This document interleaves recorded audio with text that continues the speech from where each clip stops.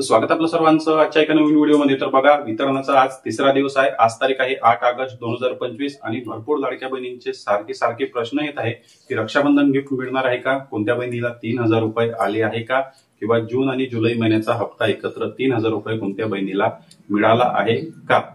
त्याचप्रमाणे आजचा सर्वात पहिला प्रश्न आहे की आज वितरण सुरू आहे का, 8 तारखेला वितरण सुरू आहे का। तर बघा, सकाळी 11 वाजेपासूनच वितरणाला सुरुवात झालेली आहे आणि भरपूर बहिणींच्या खात्यामध्ये 1500 रुपये आज जमा व्हायला सुरुवात झालेली आहे। बघा, या ठिकाणी क्लिअर मेसेज मी तुम्हाला दाखवत आहे। सकाळी 11 वाजता हे पैसे आले आणि 8 ऑगस्ट 2025 1500 रुपये जमा झालेले आहेत। जर अजूनपर्यंत तुम्हाला पैसे मिळाले नसेल तर दिवसभरामध्ये संध्याकाळपर्यंत सर्व बहिणींच्या खात्यामध्ये पैसे जमा होणार आहे। क्लिअर आहे।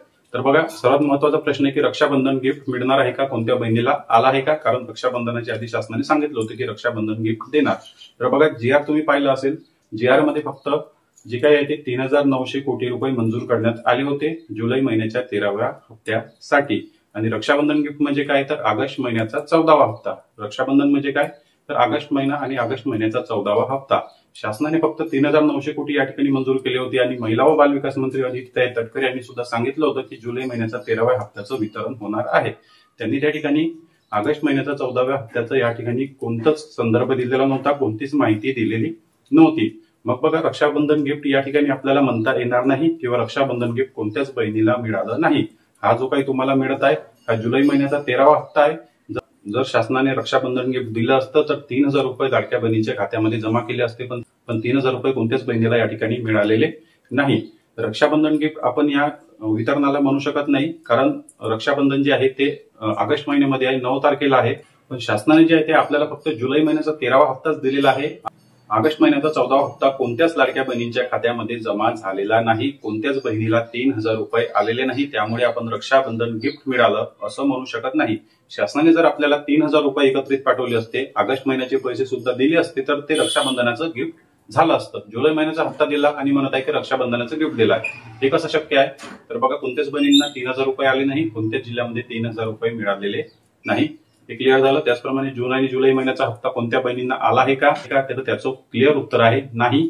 जून आणि जुलै महिन्याचा कोणत्याच बहिणींना हप्ता मिळालेला नाही।